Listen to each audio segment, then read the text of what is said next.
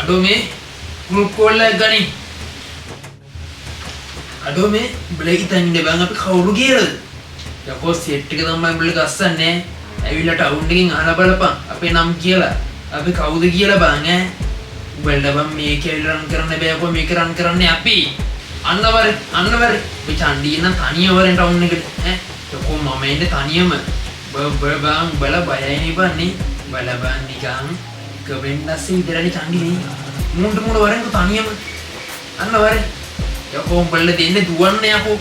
උඹලා කොහෙද බං අපේ පැත්තට ඇවිල්ලා උඹලා බං හැරෙන්නවත් බෑ. අනේ යන්නේ. ලොකු පුතා මං කියන්නේ ඔයාලට මේ කාර්යස් කරගන්න කියලා. ෆෝන් නම වෙන්නේ මොනවද ඉන්නේ කරන්නේ?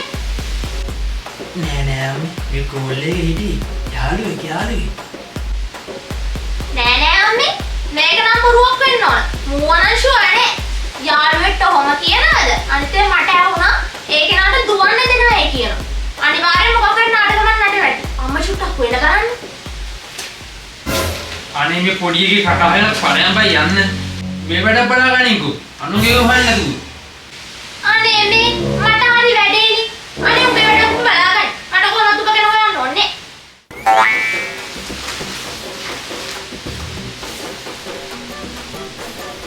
මොකද ළමයි ඔබ ඉස්සරහට දාගෙන යන්නේ? මොකෝ හතියද? අනේ ආච්චි ඔයාලා නවින් ලෝකේ ගැන කිසිම දෙයක් දන්නේ නැනේ.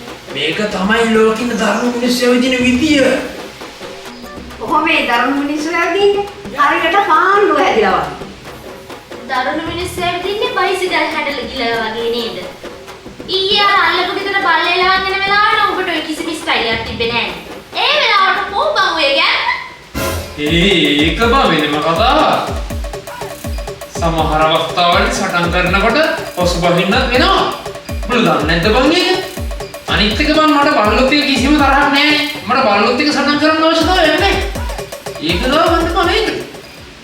අපේ කාලේ තමයි හොඳම චන්ඩියදී. මේ දැන් ඉන්න හුජ්ජ කොල්ලන්ට කරන්න හැ චන්ඩිකමක් තියෙනවා. ඉතින් රිදුනා ඇති. ඔය වගේ කොන් කතා කියන්න එපා ඇති. ඒ කාලේ චන්ඩි වගේ දැගෙන චන්ඩි. අපි බැස්සම් බලන්න ඕන සෙලකිරි පාරේ.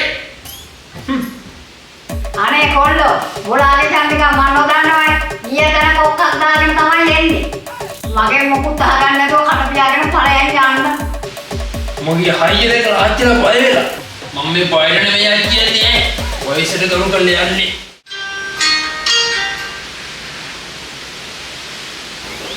Oh, හංගුවේ. එටුන්දේ අන්දියට හරියට 10 වෙනකොට මම එනවා තනියම ඈ හරි කියපු වෙලාවේදී ඒ දෙලි බලමු ඇවිල්ලා ඉන්නවා ඒකට කොහෙද හන්දියට කියන්නේ උඹ අඩුවක්වත් ඇල්ලුවද කායකවත් ඈ ගන්න වෙලේ අපි ගැන ආයි කියන්න දෙයක් නෑනේ කොහෙන්ද බලන්න ෆෝන් එක මට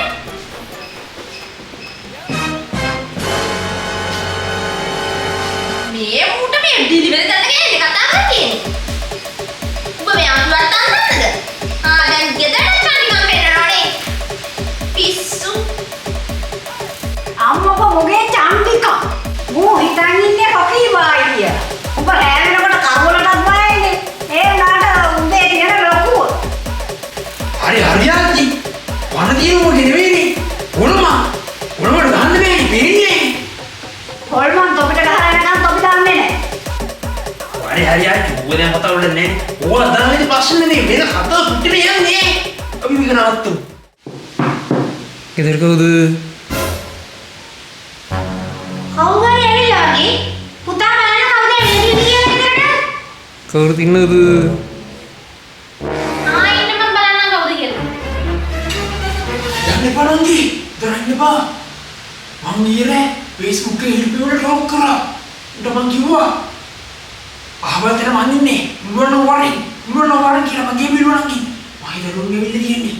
උඩට නරන්නේ බදුන. මම ෂේප් එක බලන්න. මොකද මම බල කියන්න කවුද කියලා.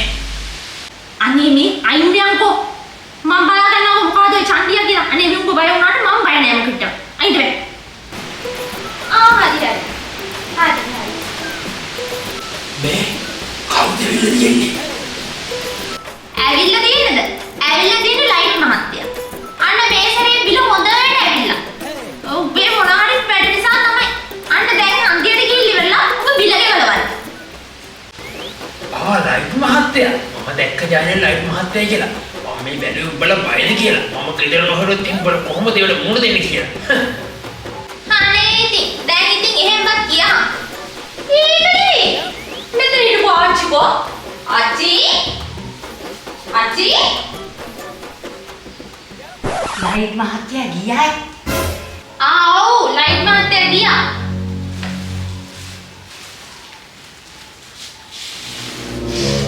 අම්මෝ නැති මාව දැක්කේ නෑ. ඒ මොකද ආච්චි? ඊය මාසේ පාරේ හම් වෙලා මං ඔය මහත්තයාට හොඳටම බැන්නා. ලයිට් බිල වැඩි කරලා කියලා. ඌ අම්මෝ මාව දැක්කනා ඔය මනුස්සයා ලයිට් බිල දෙගුණ තෙගුණ කරලා යා. දැක්කද දුවේ? අපේ ඉගෙන ගන්න චන්දිකම් කොණ්ඩ විදිය. ඔව් මට පේනවා. Yep.